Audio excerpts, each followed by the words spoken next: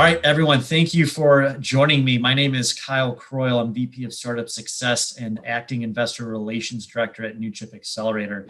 I'm honored to be joined by Peter Formanek, CEO of Young America Capital, to discuss investment banking firms and their relationship with startups. I think this is a very interesting topic and perhaps one that many in the startup community are naive to. From my own experience as a startup co-founder, when we were raising capital, we never really considered engaging with an investment banking firm. Why? I think we assumed that they were mostly involved with IPOs, with M&A activity, with only those startups raising Series B and beyond.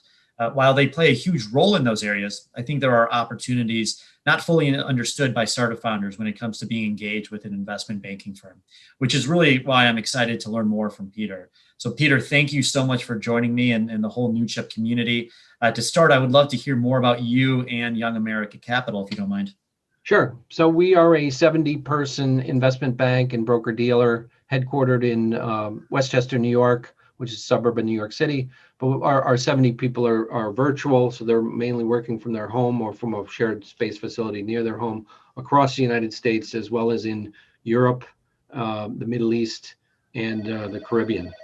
We also have a strong Latin America investment banking team that's based in Miami and New York, and handles a lot of Latin America early stage through growth stage equity capital raises and company sales.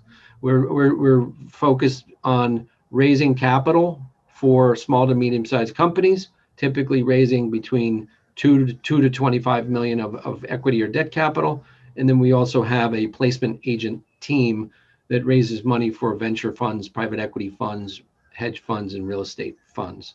So the virtue of having both of those teams is we get to talk to the fund managers on a regular basis, not just pitching them deals, but also finding out where they are in their capital raising cycle for their institutional limited partner capital raise process. So we've completed over 36 transactions in the past 24 months. So we're very high volume shop, and we've closed 14 deals just in 2020 alone. So that's kind of a brief overview on us. Awesome. Briefly, I was a financial analyst for two different bulge bracket broker dealers down in Wall Street. One was Spear, Leeds and Kellogg, which is now Goldman Sachs Execution and Clearance. And then I worked for the Pershing division of DLJ, which is now part of Bank of New York Mellon. So I learned how big broker dealers operate and investment banks are managed and ran.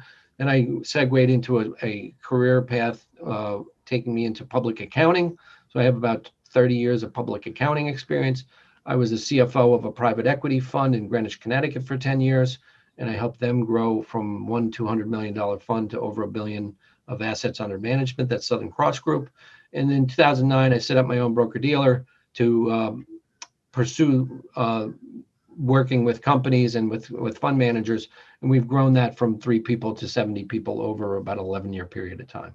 Awesome. Well, congratulations on that growth. Thank you. So to get into kind of some of the points that I'm really excited to learn about. So, what are some of the roles that an investment bank plays in the startup ecosystem? And I know you had mentioned that, you possibly differentiate yourself from other investment banking firms and that you do kind of engage with seed and Series A companies. If you could just touch a little bit more on that. Yeah. So to my knowledge, we are one of the only medium to large sized investment banks that will regularly take on Series A and seed stage capital raises. Most of the other investment banks really do want to work on Series B or later, and or focus strictly on M&A and company sales. We decided, I used to be a COBOL programmer and a database administrator, and I've been the CEO of several different tech startups. So we decided that we can add more value if we're deeply involved in the earlier stage companies, because we can identify the diamonds in the rough and see from an investor standpoint what would be interesting for investors to see, and then help those companies along their journey to becoming a larger, more mature company. So we will work with seed stage companies. We look at a minimum for the company to have be on a path towards a minimum viable product that is going to be deliverable within the next three to 6 months. And then we also want to see there's been some prior funding so that the company has had some build out of its technology platform or its intellectual property. We do work on early stage life sciences and healthcare capital raises as well. We have 2 doctors on our life sciences and healthcare team, so those will often be pre-revenue companies as well. But we look for companies that really have a pathway to being commercially viable and have a financial projection that's defensible, showing that how they're going to cross over to break even and profitability within a reasonably short period of time, unless it's a life sciences company and it's going to take a longer time for them. Okay. Awesome. Yeah. And so maybe walk me through if I'm a startup and, obviously one of the benefits, as you mentioned, of working with an investment bank is, it's another avenue to find investors, and you guys have your own network of investors. You have your own process. If I'm a startup that would want to get involved with Young America Capital, what does that process look like? So now I know if I fit kind of into that category. What's that process from going from, reaching out to you guys and then actually getting involved and hopefully being successful in raising capital? Sure. So, every startup has limited resources. Hopefully you have some board members or board advisors or an independent advisory network that's giving you advice. If those people can help you raise capital, then you don't need an investment bank. But most of the CEOs we talk to, they have the makings of a capital raise, but they either don't have all the context necessary or they don't know what the methodology and process is to get it done in a streamlined, efficient, and timely manner. So we provide a lot of cumulative life experience that will help a seed stage or Series A CEO to rapidly run a process to reach out to a large pool of investors that are tailored towards a proclivity to invest in your type of company rather than just blanketing a big bunch of investors. So if it's a robotics startup, then we're only going to focus on robotics focused investors. And so we spend about $100,000 a year on software, Capital IQ and PitchBook in particular, but there's many other softwares that we subscribe to help us get that information accurately, timely information, and make sure that we're reaching out to the right person within the firm to give you the best possible chance of being favorably reviewed and set up CEO conference calls with the investors, and then facilitate a term sheet negotiation process or a participation in a syndicated round. So that's where we can add value if you can't get it done on your own, or if you really want to make sure you have an insurance policy to make sure that you're successful. You may be able to raise half the money, but you may want to raise 5 million and you really are only confident about 2.5 million. So we can play a role. One of the virtues of our firm is we're more flexible on contract terms than a lot of other firms. We can work on a rifle shot basis with a no retainer or a small initial work fee, or we can work and run a comprehensive process that's going to raise you $5 to $10 million. And so if you pay us less or you give us less economic term benefits in the contract negotiating process, we're going to put less effort into it, but we're still going to reach out to the people that we think it's appropriate based upon the commitment that we've made with the client. So you really want to have a good source of alignment of interest with your investment bank and or your internal or external capital raiser. And you want to make sure that person or people have the requisite skills to make sure you're successful, because you don't want to have an unsuccessful capital raise. It's a disastrous flame out experience. So we have an 18-week boot camp process that we run to rapidly roll out our investor solicitation process once we've worked with you to get your documents properly formatted and with all of the information that investors want to see. And we can quickly get you onto conference calls with investors, whether they be ultra high net worths, family offices, venture funds, corporate development executives at strategics, even venture debt lenders, and maybe even mezzanine or structured equity investors, depending upon where you are in your revenue generation cycle. So you want to get exposure to a fairly broad list of potential investors, because even if you have a phenomenal startup, if 20 people look at it, only 2 or 3 people are really going to make a good hard run at it, because the other people are going to have some gating factors and or not like the space or not have experience in the space. Absolutely. So that's kind of an overview of how we typically work with CEOs that are trying to raise capital. Awesome. Yeah, I always recommend to our startups of having, 5 to 10 investor conversations that you're kind of curating through the process, because it's manageable. And then once kind of one drops off, then you just fill it with another. And so, kind of to that point, though, what are some of the trends that you're seeing on the fundraising side for startups, particularly in a very interesting 2020? Are you finding, you had mentioned that you work with high net worth individuals, family offices, private equity, venture capital firms. Are you seeing any kind of particular trends on the fundraising side? And then even on the M&A side, because I think for a lot of startups, while it's always ambitious to reach for an IPO, I think having kind of the lens on other type of exit strategies is super useful. So are you seeing anything kind of in the market on both the M&A activity front and then the fundraising success for startups? Sure. So due to this unique COVID climate that we're muddling through, there are high performing industries that are much more in favor with investors: software, financial services, delivery services, alcohol, home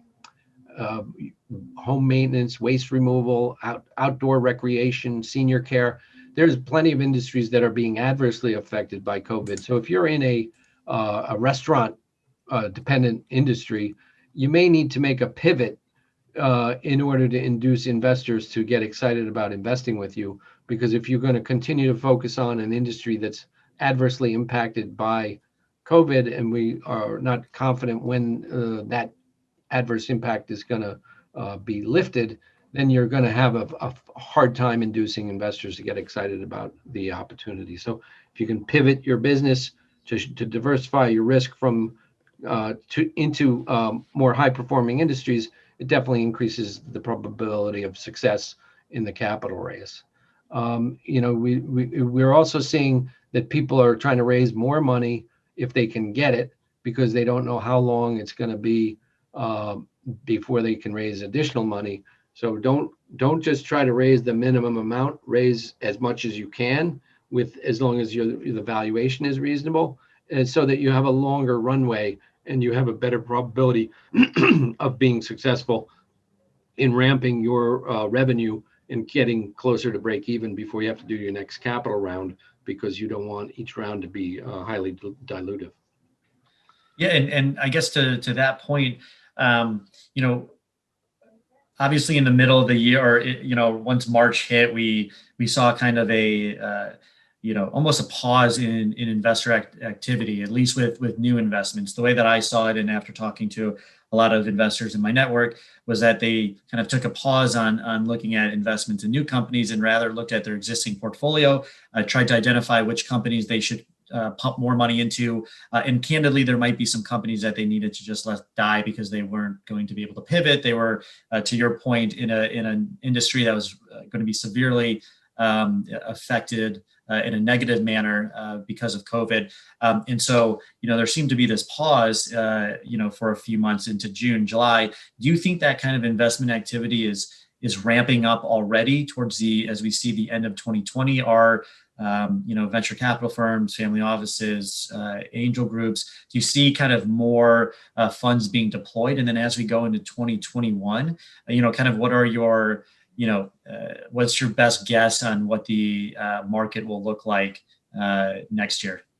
Yeah, I do see that, there's a lot of slogans like flat is the new up. So, in this year, if you can just keep your revenue flat and not lose revenue, that you basically get a hall pass for a while, because nobody's expecting exponential revenue growth in such a harsh economic climate. Also, people are trying to accomplish more with less capital. So they want to be more capital efficient because capital is costing more and it's scarcer to obtain. So people are trying to accomplish more with less.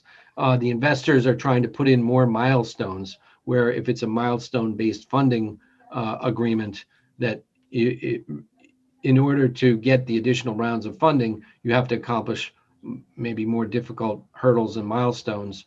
But there is plenty of capital available for the clear winners, the people that really have a unique and differentiated business model, and it's deemed to be a must-have and not a nice-to-have. And the other factor that's affected the process is that not everybody is really good at or comfortable with Zoom pitching, and almost all of the investor solicitation is over Zoom right now. And so people who really want to spend time face to face, whether it be the investor or the CEO, they're not able to do that as readily. So if I'm an investor and I believe in face to face relationships, I'm not going to be making as many investments. And if I'm a CEO and I'm not really good at Zoom, or I don't love doing it, I might not be as competitively positioned as somebody who's really good at Zoom. So that's kind of a few of the bullet points on what's going on. Now, the milestone funding is a really interesting thing, and is that becoming more common in your opinion? Is that being utilized by a particular type of investor, i.e., VCs? Because I think that's really useful to understand as a startup founder. When we're really big at Newchip on KPIs. And tracking your KPIs and communicating them to existing investors. And then obviously when you're engaging with new ones, that milestone funding is something that's kind of new to, it's the first time I've heard that in its, the way that you described it, kind of in an actual contract. I know it exists. I just haven't personally seen it. Do you find that is going to be the norm? Yeah, I think the ultra high net worths and the family offices are more enthusiastic about putting in milestone-based funding agreements. They don't want to. I think a family office is willing to put up less capital and then be reward the company if the company is successful, but be willing to walk away from the investment if the company doesn't perform. So that's more on the family office and individual investor level than on the venture or private equity level. But it is something that people are trying to implement into their process. I think a venture capital fund is going to just be a lot more active on the board and be driving those KPIs and making sure that the CEO is adhering to what he's promised in the meetings with the board. Yep, absolutely. Now, do you think there is a greater scrutiny on use of funds? I feel like I have conversations with startups all the time, and use of funds is something that we always discuss. And because of COVID and everything that 2020 has thrown at us, do you think that investors are hyper focused on making sure that use of funds? I mean, they always should fall in line with an investor's expectations, but that an investor is quickly to dismiss a company if they think that it's a poor use of funds, which is exacerbated in a time that we're in 2020. So do you think that use of funds is kind of an increased data point for investors? Yeah, people are focused more than they have been in the past because they're expecting their companies to be more capital efficient, and they're watching their dollars a lot more tightly than maybe they were when the stock market was booming and people were feeling economically bullish. So it is something that we do deal with. We oftentimes will go out with a use of funds page, which has let's say a $5 million use of funds breakdown and a $10 million use of funds breakdown.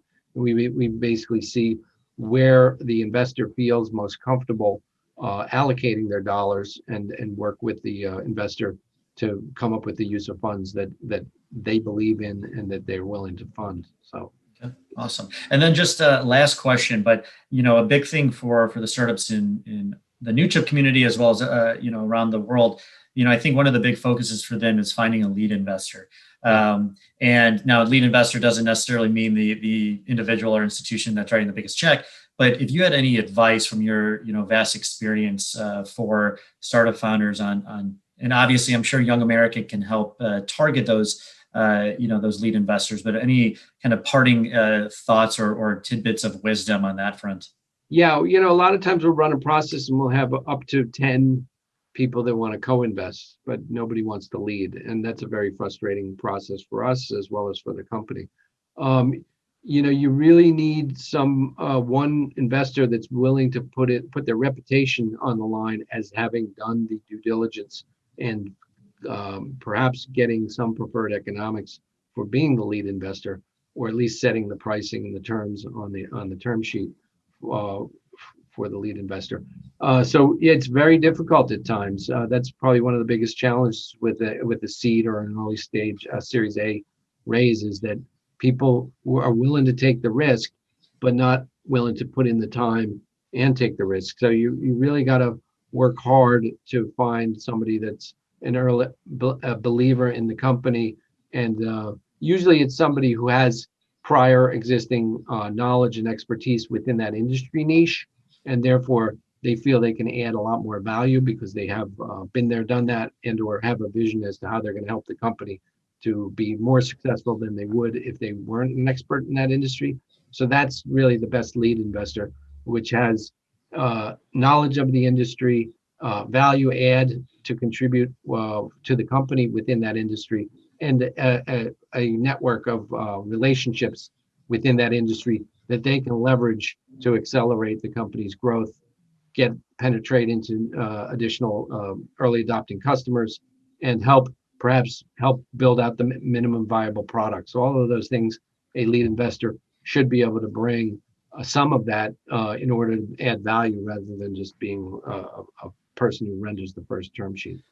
Absolutely. Well, really, really great information, Peter. I want to thank you for your time. Again, Peter Formanek, CEO of Young America Capital. Really appreciate all the wisdom, and looking forward to staying in touch. Take care. Thank you very much.